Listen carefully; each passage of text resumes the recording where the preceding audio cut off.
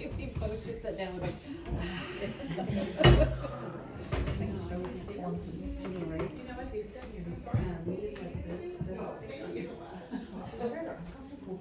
This one. I'm ready to shower. I'm not gonna go put shoes on. I'm very comfortable. Right before it takes you. And I'm ready. It is cozy. Hi everyone. So I'm Dr. Johnson, and this is you go by Dr. Natiya. Yes. So I'm Dr. Johnson. This is Dr. Natiya. I'm excited about her as being a special guest. So she's from San Diego. She recently moved to St. Louis, and now she practices back and forth, and she also runs her company back and forth between both places. So I had the pleasure of meeting her and finding out that she created a clean skincare line that leaves out ingredients that could lead to breast cancer and some of the toxins that maybe you guys are starting to learn about avoiding. So some of those natural products that are created are not very good. Like, they look nice on paper, but they're not that great. Hers are amazing. And so when I met her and started learning about her products and kind of fell in love with them, I also found that even though we both went to a naturopathic medical school, which is a holistic medical school, she was really knowledgeable about what we should and shouldn't put on in our bodies. So I kind of come at skin and body care with a very, I would say, like, I think of myself as having a practical approach. Like, maybe I'll use a really nice, clean, organic product and then this like $8 CeraVe hyaluronic acid, and I alternate them every other day so that it's more affordable. And really, like, if I want to use a $100 product and an $8 product and it lasts me 3 months, it's not as expensive as it sounds. And so I really like to kind of find little shortcuts sometimes. And so I love combining her stuff with some of the other stuff. And I'm really excited to learn about what she has to say about just in general, like what should we put on in our bodies. And then my area of expertise and the reason that I'm included is I work in women's health, specifically with a focus on endocrine disorders, endocrine imbalances that can lead to breast cancer. And so a lot of times I'm working with women before it happens and saying, this is going to turn into that if we don't put a stop to it. There are imbalances that are occurring now that are going to go south if we don't stop it. And then if I see you after something has already happened, then it's like, okay, what are we gonna do about, hair thinning, vaginal dryness, mood changes, skin thinning, all of, like, are you nauseous? Are you tired? What are we gonna do about the stuff that's happening to you along the way? So because we have this lovely guest, I'm kind of excited to let her lead and talk about some of the things that she knows, because I really don't know anyone that knows as much as she does about this stuff. And then I'll pipe in and say, like, hey, you can put this on your hair. But we do want this to be kind of conversational. So we can go as deep medical as you want, or as as simple as, can I put castor oil on my fingernails instead of getting manicures now because I want to save money and I don't want to put chemicals in my body. Whatever you want out of this, we can go endocrine expertise, we can go, what should I use on my feet to make them soft, like whatever you want. So I'm gonna let her start with talking about what she knows, and then maybe I'll pipe in, but please feel free to just jump in and interrupt and ask questions whenever you want to. Thank you. Thank you, Dr. Alicia. So I met this beautiful doctor not through naturopathic medical school. We lived across the country and didn't know each other existed, and I went on one of her retreats. And I went because my mom wanted to go, and we really needed some special time together and some healing after being apart during COVID. I couldn't see my mom for a really long time. And so when my mom and I reconnected and went on a trip together, it was on your retreat. And it was incredible because the moment we met, I decided she was my soul sister. And I felt that way ever since. And so being with you here today. Yes, we're going to talk about skincare and love of your skin and love of yourself, but when I sit with this beautiful doctor and get to meet all of you, all I can think about is the love that we get in community and in sisterhood and in finding the people that support us and lift us up. That is more healing than anything in a jar or a bottle. And so just know that that is what drew me here, is how beautiful it was that you ladies created this opportunity and that we're all here together. So as Dr. Alicia said, we can talk about skincare from a totally nerdy biochemistry perspective if you want. We totally do that. But we can also just talk about, hey, my skin got really dry since this treatment, or my skin is really hot since going through radiation. What do I do? Things like that. Whatever you want to go, wherever you want to go, we'll go there. But the reason that I'm passionate about skincare is there's a couple of reasons. I was raised by a massage therapist, acupuncturist, my mom, who I mentioned, and she had me picking papayas in Hawaii and crawling on the beach, surfing, and I was like this little hippie child. And I remember the first time my grandma took me into a mall and I got so sick, and it was because of all the perfumes. I was extremely sensitive to all of that, and I still am. And so it was by getting sick over and over from ingredients that people use on a regular basis that I realized that I'm not the only person who is sensitive to these things. And I wanted to live my life cleaner and feel better and not be in pain and have headaches and hurting eyes and allergies and breakouts all the time. And so it was out of my own need and desire to feel good that I went to naturopathic medical school. And then what drew me to create a skincare line was actually when I was in medical school. I don't know if you I think you know this, but my second child, I have 3 children, my second child had horrible eczema about a week after she was born, like awful. And I had never seen eczema other than in like my medical books at school. And so I went on a deep dive to find out why my child was breaking out all over when all she was doing was breastfeeding. And it was on that journey to heal her that I created our first product, and I learned a lot. So yes, I can share with you the products I have and why I make them, but I'm really more interested in sharing about clean skincare and the ingredients to look for and the ingredients we want to keep out. And you know, you can take notes if you want. I'll also create a list because I'm going to talk about some specific ingredients, and I don't want you to have to memorize those. And you just did yoga, and you're about to do yoga puncture, and I want you to feel super zenned out. So please don't try to memorize any of the ingredients that we're going to talk about. But I promise I'll share those with you, as well as the resources that I use to know if my products that I'm looking at on the shelf are safe or not. So with that, when we think about skin health, a lot of times, like if we think about skin health, a lot of times we go straight to, what is it that I want to fix? And I'd like us to just take a moment and take a breath and think about, instead of something we want to fix or change, what is something that you actually love about your skin? And take a moment and think about that. For some, it's really easy. And for others, it's hard because of how we're conditioned to think about ourselves and our outward appearance, right? So if you can, just take a moment and think about something that you love about your skin. How you feel in your skin. Maybe a time of year when you love your skin. Maybe the way you feel when you get out of a wonderful bath and put your favorite oil on. In that moment, do you love your skin?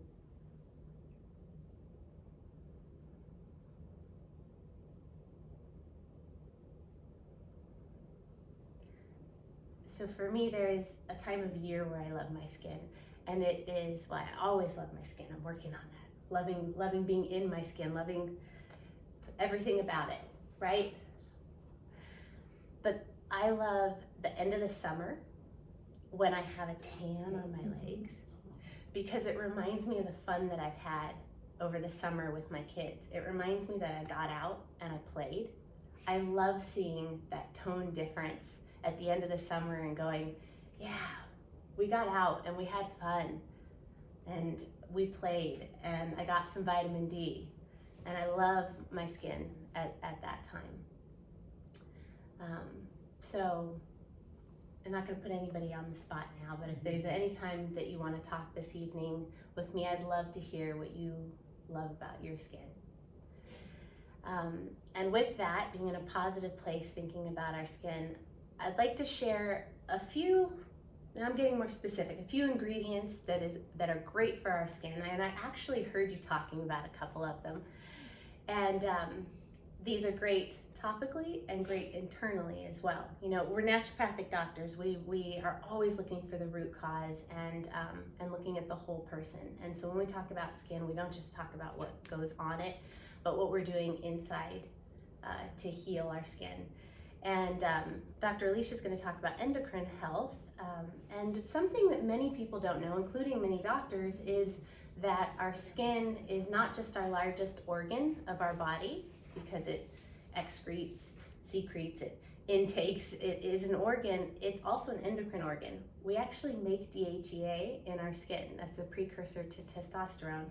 And we convert vitamin A, which is a hormone, and a vitamin in our skin. So when we talk about endocrine health, skin isn't just related, it is an endocrine organ.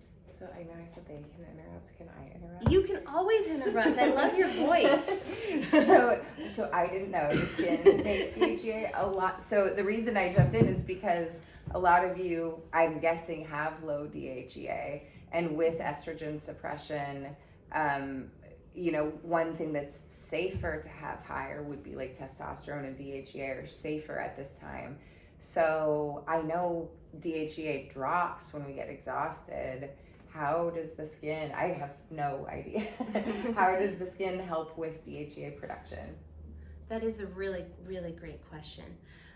So the skin should make DHEA, and when we have too much cortisol or we're too dehydrated, we make less of it.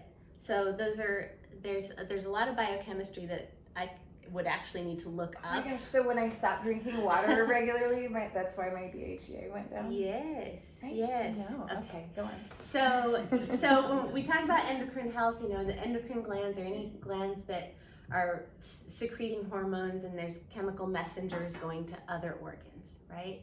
And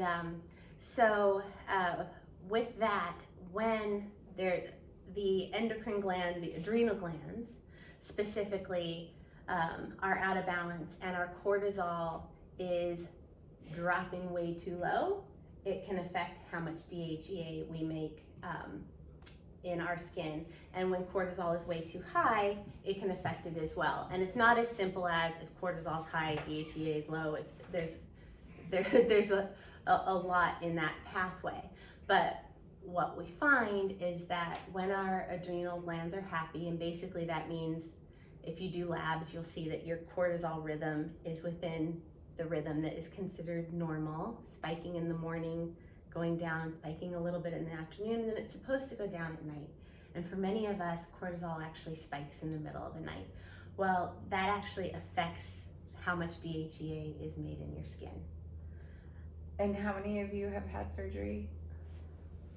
So we also have major adrenal and cortisol suppression for at least up to 12 weeks or longer if you don't get enough rest. So most of you should assume that either testosterone, cortisol, or DHEA are suppressed from surgery, at least in the beginning, if not ongoing. Yeah. So it is a really important topic. Post-surgery, it's a natural response to kind of make you lay down and rest, but if it doesn't come back, you just stay tired. So that's where I'm going. Absolutely. And you know, you bring up sleep. We talk about how important sleep is, and we know so many reasons why we need to rest more. And that's just one more example. So when we sleep and we sleep sound, we're not waking up to a cortisol spike at 2 in the morning. It actually affects our entire endocrine system all the way to our skin. So that's just one example. So some things we want for our skin to heal it, and again, we're all in a different phase in our lives, different phase in our healing. So again, we can talk more individually as well, but there's a few ingredients that we know are really good for us in general.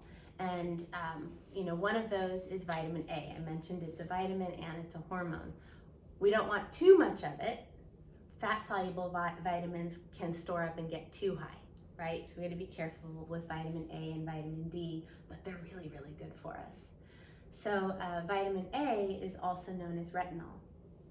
And that's just an important point to know, because you hear a lot about retinol and you hear a lot about vitamin A, and are they the same and aren't they the same? Yes, but a lot of products go really high dose with vitamin A.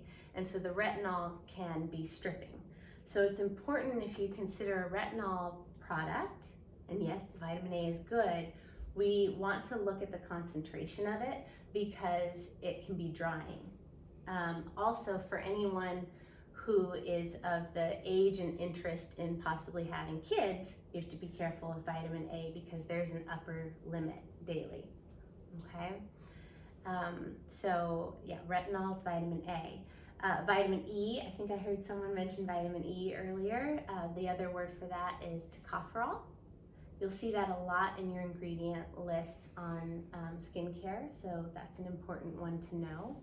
Another one that can look like it's a bad ingredient, it's actually a good ingredient, is caprylic triglyceride. That is from coconut. So I remember the first time I saw that, I was like, oh, I don't think I want whatever product this is with that long name in there, and it's actually a constituent of coconut. So not a bad thing, it's a good thing. As long as it's not from the wrong type of palm oil from the rainforest that's getting cut down. And that's a whole nother topic we can get into, is I care very much about where our skincare is coming from and that it's harvested sustainably and ethically. So we can get into that as well if you'd like. So those are some ingredients we do want to see in our products, and sometimes the words are a little confusing. And then there's others that are quite the opposite, but we'd like to make sure that they stay out of our products because they're endocrine disruptors. And again, it doesn't matter where we are in our life or our health, we always want to keep endocrine disruptors out of our products because they disrupt so many different types of our hormones, not just our female hormones, right? We talk a lot about estrogen and testosterone and progesterone in here, but we have many other hormones as well that are affected by endocrine disrupting chemicals. So one that I'd like to talk about is perfume. I mentioned that when I was a kid, I couldn't even go in a mall. I still can't go in Sephora. Like, it's a no-go. Like, can't even walk in there.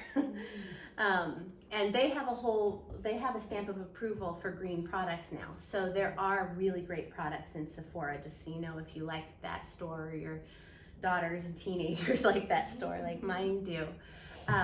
But they still have the other stuff as well. So if your olfactory senses are sensitive like mine, you may not be able to go in there. But when it comes to fragrance, obviously I would like if we switched to like clean sprays that just have fruit and leaves and flowers in them, and not actual chemicals from fragrance. But if you're, yes. Keep talking. Oh, I'm yes, going to yes. pass this An around. example. This is a company that makes essential oil fragrances that I actually think smell really nice. These are samples. I would suggest that you smell them rather than putting them on so the room doesn't get really fragrant. But if you want an example of a company that actually makes, I think they smell really good, natural body fragrances, just smell them or not, pass them around. I just brought some examples of things that I like that are really clean and I think are good quality. I miss wearing perfume. I love I've this always stuff. been known You as might not. a girl that always smells good, and I just, when all this happened, I walked away from it and buy the clean products at Sephora, changed everything. Yes. That I really miss, so I'm glad you have this. 'Cause My environmental medicine teacher said if you can't do anything else, take your shoes off when you walk in the house, don't use fragrances, and don't use plastic. If that's all you can do, you're gonna protect your body. Plastic.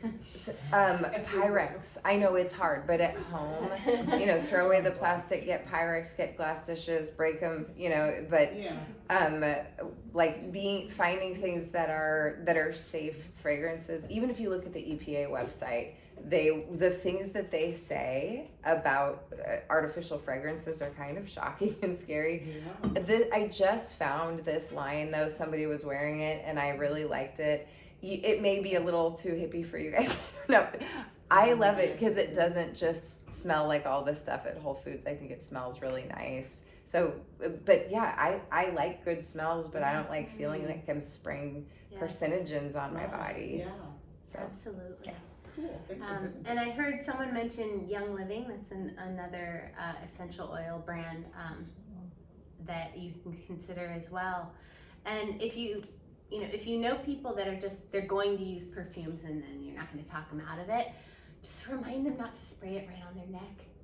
People spray perfume right on their neck, and what do we have right here?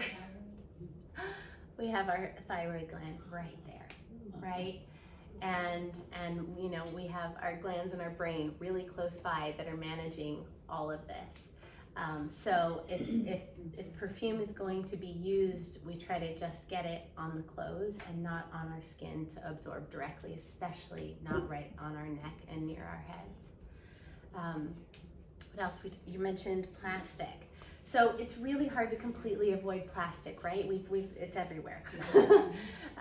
And so we do the best we can. I have like 10 of these and I try to use them most of the time, but I certainly get stuck using plastic once in a while, right? So we try to use BPA free, bisphenol A free, but we're going to absorb some amount of toxin. The world we live in, how are we not, right? So switching from plastic to glass or plastic to stainless steel whenever we can, yes. And when you don't have an option for stainless steel, you'll see I gave face cream to everybody, and those are in aluminum. So when you can't do glass or stainless steel, aluminum is the next safest metal to use. Right? So that is an option as well. That being said, something we work on is we're going to absorb toxins. So what do we then do? How do we remove these? And Dr. Alicia can speak more to that. But one thing that I love to do is consider using NAC. It's in my skin supplement. I take it every day. NAC is the precursor to glutathione. Glutathione is our body's best antioxidant.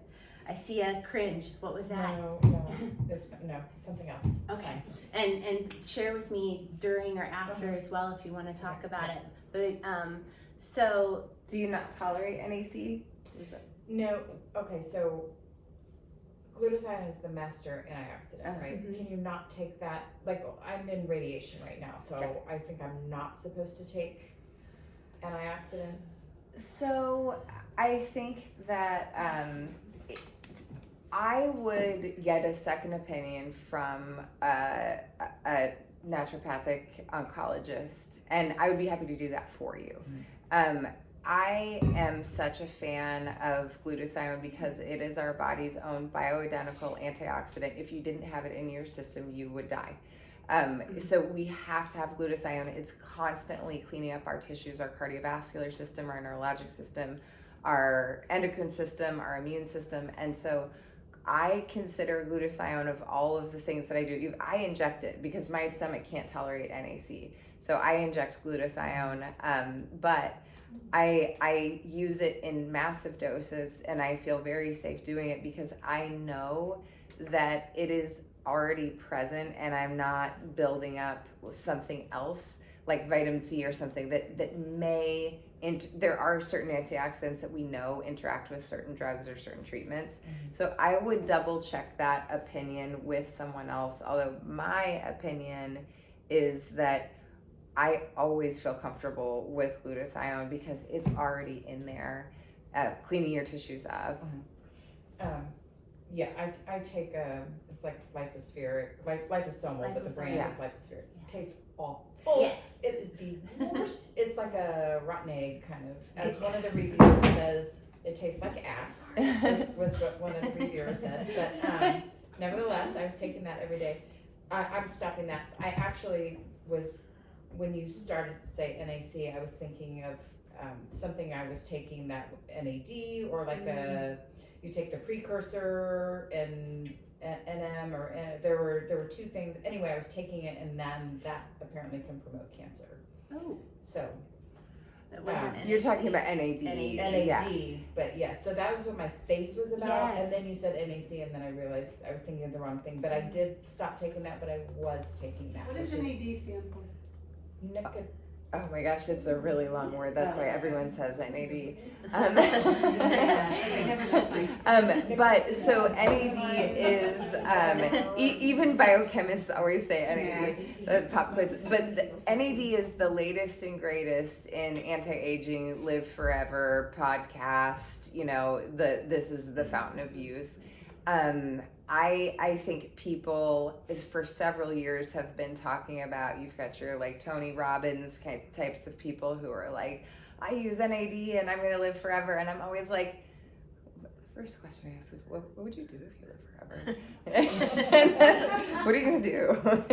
But, I think that there could be some risks associated with it. It's really popular. A lot of people talk about all the benefits. Glutathione has just been kind of quietly existing and helping your body since the beginning of humanity. And I feel more comfortable with that. And NAC is just what we use in our diet to make more of it. There's a place near my house that does sauna and the cold cryotherapy and injections and stuff, and so I had asked for an injection for that because I'd been hearing so much about it, and they have you fill out a personal history and have you had any cancers, and I had a basal cell, a skin cancer, and they wouldn't give it to me because I had a cancer history. So then of course I was taking it in capsules, and now I have cancer, but I don't know, I took it for maybe a year. I'm not sure what the level of risk is with using oral NAD. I'm not necessarily against the use of it, but I do feel like there's a lot of enthusiasm about using it, and it's been around for a while, but there are a lot of people talking about it, and I think that there's a place for it, but I still feel like I don't know the answer to your question. And I didn't mean to hijack. No, I feel like I hijacked we this want to conversation, have we want to have a conversation. We want to talk about what you want to talk about, and I can't answer whether or not NAD is safe for you guys, and I think that's really important when you talk to people who are like that. Our whole, we've spent 20 plus years studying holistic medicine. I can't honestly tell you that it's safe for you or how significant it was in your situation. And I do feel more comfortable saying, a bioidentical antioxidant that already exists in your body, chances are really high that it's safe. If you look on PubMed, which is the U.S. National Library of Medicine, and you just look up glutathione and literally anything, you're just going to see safe, good, healthy, good. And that's very promising. I feel like NAD has a lot of hype, and there's still a little bit of we don't know, right? Absolutely. And my only experience with NAD was in one of the clinics I worked in. It was given in IVs to help people come off of addiction. And it was given very slowly and with a lot of supervision. And so it was for a different purpose and higher dose. So it can be amazing for the brain. But that's what I know about NAD. And to be clear, because it's so confusing, NAD and NAC, totally different. Yes. Yes. And NAC, I know what that one is, N-acetylcysteine, and that's the one that is the precursor to glutathione. And that's in breast milk. That's Yes. very safe. Very safe. That's like one of the things in breast milk that keeps our babies safe. Yes. So that's a pretty good green light on the NAC. Yes, and that's why I have it in the supplement. That's why I take it. Right now I have my teenage daughter doing a glutathione cleanse because she's starting to get that T-zone acne as the hormones are happening. She's 13. She can't stand the liposomal glutathione. So for her, we're doing capsules. They don't absorb as well. Liposomal absorbs better. So if you can handle that taste, liposomal glutathione, amazing. My teenager won't do it. So she does glutathione capsules, and I'm trying to help cleanse her liver and help her system calm down so that she doesn't have so much eruption. So that's something we're doing from the inside out. Also, you know, again, everyone's in a different place. Some people are able to exercise a lot right now, some people aren't. But one thing I notice when I leave a yoga class or any kind of strength class, it doesn't matter. I see my friends just leave and go get in the car and all that sweat is just stuck all over them. And they just leave like that. And I'm like, I have to go wash my face. And if I'm lucky and have the time, I go in a sauna or a steam, because then you're just continuing that detox. When we exercise, we are moving the toxins out of our body. We're sweating them out. And if we can continue that with a nice warm shower or a steam or a sauna, best of all, and then wash well, then we're really doing ourselves a favor. When we exercise, sweat, and leave it stuck on our skin, you know, for some people that's going to cause acne. For others, you're just gonna reabsorb some toxins and some bacteria and put all that pressure on your skin barrier to try to deal with. So that's just a simple, you know, if we take a couple points from this, that would be one, is to you know, remove the sweat and finish the detox when you've done some movement and got, you know, your lymph and your sweat flowing that day. So what else? Oh, so question I get a lot about skincare is whether to use oil-based or water-based. And I love both. It depends what your goals are.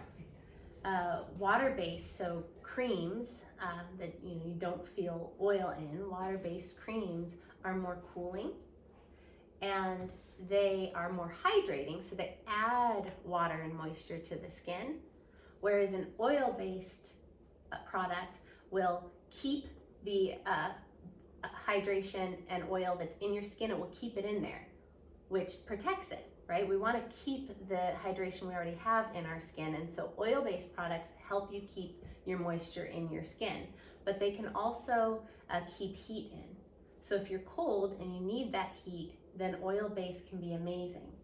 Now, if you, like me, run hot, I cannot put an oil-based anything on myself after a shower because I'm already run hot, even if I do cold at the end, which I try to for hydrotherapy.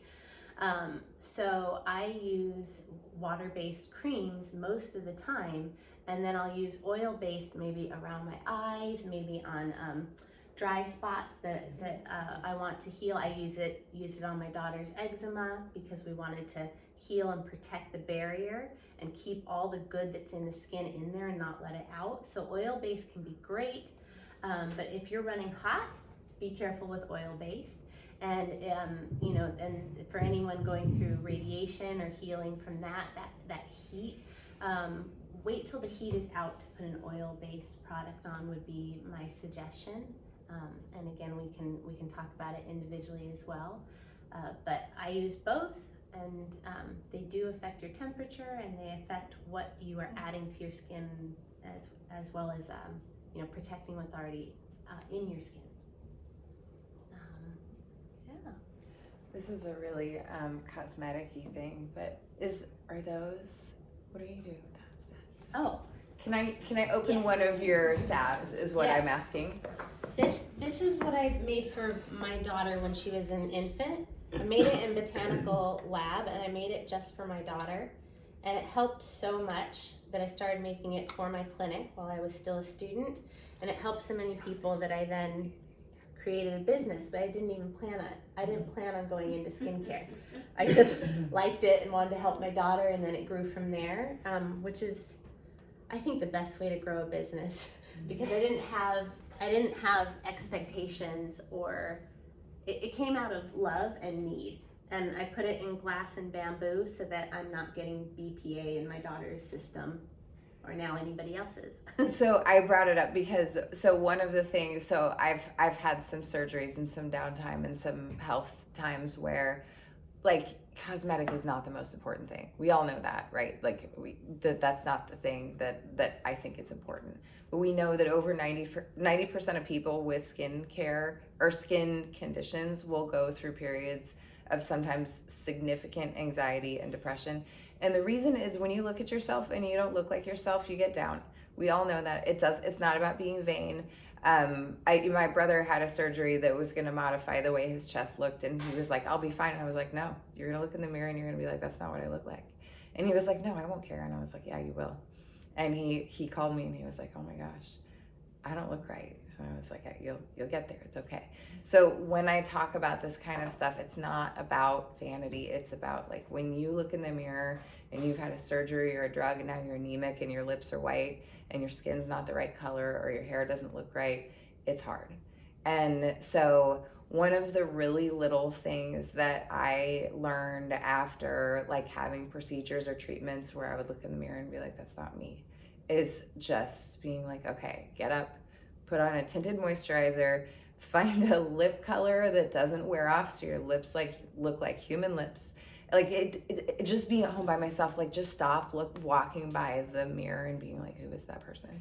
And another thing that since I tried her product, another thing that I started doing when I felt that way, like, it's so small, but it's natural, it's clean, and it's gentle, is I would get a little bit of it and I'd walk in and do this, like, just put it on my face, and, like, I don't even have to look in the mirror to know, like, you know, where to stick it, just so that it's like, okay, now I don't feel like I look like a zombie. And so, like, I love stuff like this where it's just like, okay, that's a little better, you know? And so that was one of the things that finding something like that did for me, was just being like, okay, this is healthy. It's not like I'm not putting on a face of makeup. I'm just not walking by the mirror and like, you know? And so there are days that I get home from work where I'm literally just, like, with my kids and my dogs, and I walk by the mirror and I'm like, and then I do that because it's something.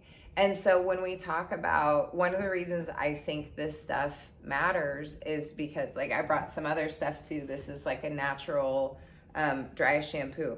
When I get tired, does anyone here get tired? I don't know. Do you sometimes feel tired? I get tired. When I get tired, sometimes I don't wash my hair enough. You know, that's, like, part of the deal. And it's going to be part of your deal sometimes too, if it's not now. And so, like, I found a natural dry shampoo where sometimes I'm just like, okay, you're a little bit less gross. And I take medications that make my mouth dry. So I'm always like, my mouth is disgusting. You know, makes me self-conscious. I don't like it. It's not a big deal. These are not the most important things in my life. My family, my dogs are pretty important. You know, my friends, those are the things that mean something to me. This stuff is just, it gets me down. If I'm like, my mouth is gross, I don't like it. So I put peppermint oil in a bottle, and then my mouth feels less gross. It's not a big deal, but it's nice. And so it's another thing that's like, I don't use scope. It dries out the tissues more. It has bad ingredients in it. It's alcohol based. It's going to make the gross mouth even worse. But it's just something that I can do for myself where I'm like, okay, you're kind of back to the way, like, back to normal. And, like, you know, I know that with whether it's like medications, chemo, stress, whatever, like, people have thinning, eyebrows, eyelashes, hair. If I notice stuff like that, like, I'll put castor oil on my eyebrows. This is $8. My nails flake off and fall off sometimes. I'll just do this before I go to bed, and this will harden them again, so they stop doing that.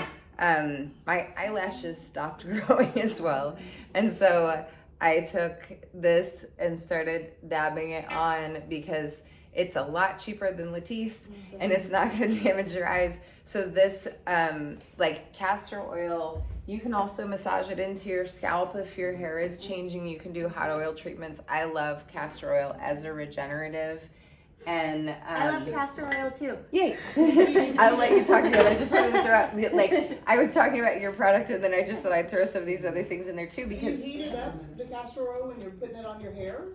I mean, you should. I don't, but it's just literally like being tired. When I used to go to the gym, I would put that stuff in my hair, and I would go into the sauna and let it. But no, I mean, like, I'm very. You'll see when we make dinner, like, what is the smallest amount of things I can do? Like, I'm not going to use a hairdryer, but you should if you want to. It would make it work better.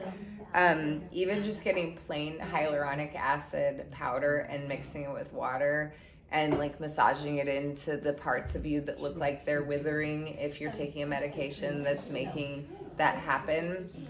This is Hyaluronic acid is another one. We hear this commonly enough. I think you probably know hyaluronic acid is a good thing, and the name is a little misleading because it hydrates. So even though it's an acid, it doesn't strip your skin or dry it. It helps your skin keep its moisture barrier and retain more of it. So it's a very natural way to do that. And that's also a bioidentical skin plumper. It's what your body already uses. Where did you, that little one, was that the dry shampoo one over there? The dry shampoo, yeah. Where do you get it? I found that one on Amazon. I did a little search for it. You guys are welcome to use it. It's a powder sprinkle in your hair so you're not Instead aerosoling. of the aerosol. Yeah. Where do you get this castor oil? That one's probably from Whole Foods. So I actually have a list with links if anyone wants to write down their email. I'll send it to you because I find, like, for my practice, I just made a whole bunch of links where people can go and find the products. Can you send that to me? We're Yeah. gonna do a group thing, so Yeah. I'll just send it out. Yeah. You could share the notes from today there as Yeah. well. I'm working on building a website called Natural-ish where we talk about, so another thing that I like to do, Natalia doesn't know all the weird ways I use her stuff. I love hearing all the ways you use this. So another, like, instead of wearing makeup, if I wanna do something, like, I'll put this on, you use up your product, and then use this really inexpensive hyaluronic acid. So it's not perfect, but it's really inexpensive, and so I'll put them together, and all those, like, $200 dewy makeups, like, I just feel like it's good enough for me. And I really like this stuff because hyaluronic acid stuff is usually really expensive and it's cheap. The ingredients are good. It has a ceramide barrier, so it protects your skin from acne and toxins, and it really is it's a good product. It's cheap. You can put it on your arms. I put it on the ends of my hair instead of using, like, leave-in conditioner that has fragrances in it. People make fun of me because they're like, you put everything in your hair and put everything everywhere. But the thing is, if you find a clean thing, you can put it on your baby, you can put it in your hair, you can put it on your face. If it's clean enough, you can do whatever you want with it. So try it if you want to. I really like that one. What did you say you put on the end of your hair? That hyaluronic acid moisturizer. Okay. So I'll just. Maybe her yeah. product that you Can I see mix this? that with. That's Oh. her salve that she put on her. Sorry, I Oh, jumped in. baby. That's So- on your so baby's what's its eczema. name now? This is Healing Salve, and my company's Deep Living, and people use, you're welcome to try it. People use that on their hair as well. People who have really thick hair can use it during the day. My husband's Italian, and he puts it in his hair, and it just looks perfect. I could never do that. It would look super greasy. So I use it at night and then wash it out in the morning. People use this on babies, on the baby bottoms. People use it on their feet to remove calluses at night. Put socks on over. So when you find a really good salve, you should be able to use it for like 10 to 15 different things. So before I made one, I used the one by Herb Farm. I really like Herb Farm. I trust that company. And if you want to know, we both love talking about the companies that we like and why, when we would use them and when we wouldn't. So if you have questions, like at Whole Foods, my favorite line is Evan Healy. I love her stuff. And most of it's in glass, so it's safe, better for the environment and your body as well. We talked a little bit about temperature, and so I wanted to mention aloe. I absolutely love aloe. An organic, clean aloe, not the green banana boat one, like an actual clean aloe. I love it topically when your skin is hot, after treatment, after sunburn. It's amazing. I also love it internally. With aloe, oh my goodness, internally, it makes me feel so good. It makes me feel like I de-inflamed my whole body.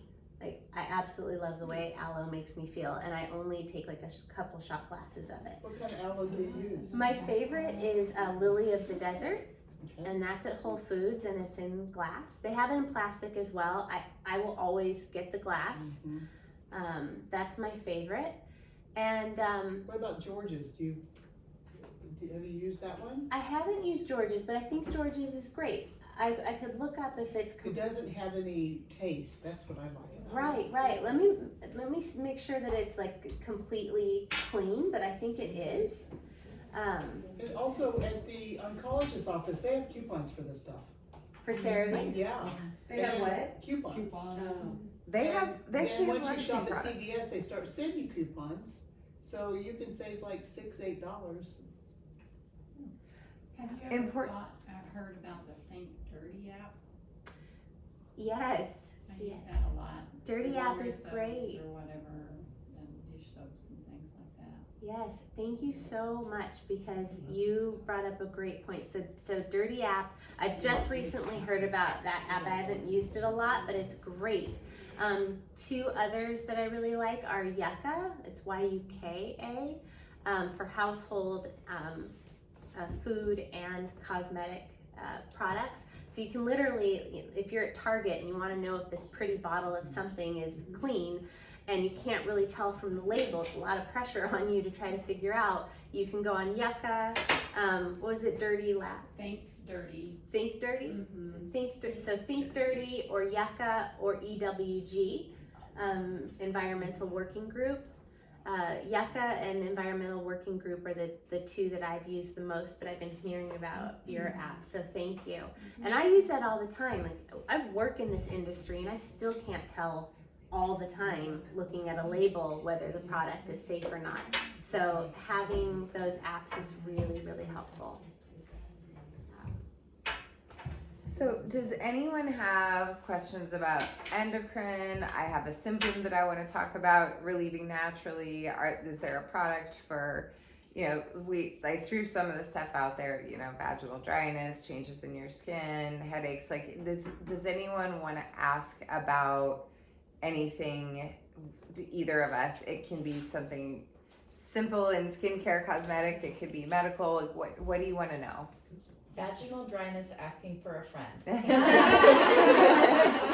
So it's a really common issue, and according to the literature, it is okay to use vaginal DHEA to help restore the tissue. If you're not comfortable with that, there are vitamin E suppositories, and I can send links for this stuff. There are vitamin E suppositories. I compound a vaginal cream that's hyaluronic acid, zinc, vitamin A, vitamin E, just stuff that will hydrate with no risk at all. So there are different ways to do it, but according to the literature, hormonally you can use DHEA vaginally to get that estrogen effect. And if you're not comfortable with it, then I would use one of those. Bezwecken makes some vaginal hydration suppositories. So if you're willing to spend the money, which it's worth it if you're really struggling, if you're having problems with urination, if you're having pain, if you're having bleeding. One of the reasons Well, the reason I started doing this treatment is because I don't think any woman should have to deal with incontinence or pelvic pain or any of that stuff. There you can do radio frequency regeneration that's completely hormone free. I think it should be included in just existing as a woman. It should be part of the package. I think everyone should get it for free. Unfortunately, that's not the case. Insurance doesn't pay for it. It's not cheap. But if it's really bothering you and you don't want to use anything, you can use radio frequency to regenerate that tissue. I always say, like, start with a cheap, easy thing and see if it helps. What vitamin did you say? You said E. vitamin E. Yeah, there are E suppositories. And on the radio frequency, my dumb way of explaining it, when people ask about it, is like when you see those before and after pictures in cosmetic places where it's like before, after, no downtime. It's basically the same wand, but it's a vaginal wand. And so it naturally regenerates the tissue. So I like that, but again, start practical and work your way up from there. Start vitamin E, consider DHEA. If you're really struggling and you want to fix it, do Thermiva. It's worth it if it's really bothering you. Where do you get vitamin E suppositories? So I can send, but the main company that I know of that makes them is Bezwecken. Do you have any that you like? La Vida, but that's out of California, so Bezwecken's probably So easier here. we can share a couple of links, and those would just be over-the-counter products. And I was gonna tell for a friend over there, Julie. Yeah. So I went through that. When I was at Mayo, I decided to just reach out to the Women's Center and go do a thing with them about only that. And my husband was with me. So we went together and did that. I take a product called Satin. It's, I get it off of Amazon. They told me, they're like, okay, so you have these choices. They approved this one, and it's called Satin. It comes in a little blue bottle. And I take it, it stays in my shower, and it's moisturizer for down there. And so it's part of my whole daily regime, and I don't have that anymore. So when you say you take You, Just no. okay, just check. So it's just a moisturizer you put on and you rub it all around and up, and it totally has cured that. Great. Yeah, so fortunately there are a number of things that can be helpful, and it doesn't have to be a big expensive thing. Yeah, that's what I was just sharing. Yeah, because yeah. I was like, what the heck? And Satin? Satin. Satin. Okay. Where do you get that? I get it on Amazon, and that's where they told me, because I said, where do I get this? And they're like, you can get this on Amazon. But they had like a whole line of product that you could figure out, like, you know, this one you touched it all and felt, because it's not, it's just a nice touch. It's not like oily, feely, and all that. Thank you. So something to just try. I mean, Yeah. as you're trying stuff out, I just like throw that in for a Yeah. friend. Thank So you. there are levels of vaginal atrophy. Yes. So there's dryness all the way up to tearing and Yeah, bleeding. yeah. And so products like that, if you have dryness, definitely something like that is worth it. And if it's severe, then sometimes you want to use something a little stronger. Yeah. But definitely dryness, you can get away with hyaluronic acid, vitamin E, whatever's in that. There are a lot of options for dryness, so that's good. So you mentioned something earlier about like clean ways to do nails, as I sit here with this stuff on my nails after a wedding. But what kinds of things do you recommend for nails? The castor oil was one. So and I mean, don't use me as an example because it's not something that I pay a lot of attention to, but I do, if I want to, I will put the castor oil. You can buy these cheap nail pens on Amazon, and I fill them with castor oil, and I just paint them on there every day so they grow. And then, because mine don't grow long naturally. And then you can either have you seen the buffers to make them shiny? Mm-hmm. So you can do that if you want just like a clean, natural look. There's also, I'll find it. I can't think of the brand off the top of my head, but I'll find it for you. There is a press-on gel. So when I say press-on gel nail, it's not what you would think. You put a dot of this gel product on your nail, and then you press like a mold on top of it, and it forms into like a fake nail shape, and then you put it under the UV light and pop off the mold and file it, and it looks like you've had your nails done. I actually think, What's it called? Polygel. yeah, so the tubes are like $12, and it's, if you are already kind of just like watching a movie or something like that.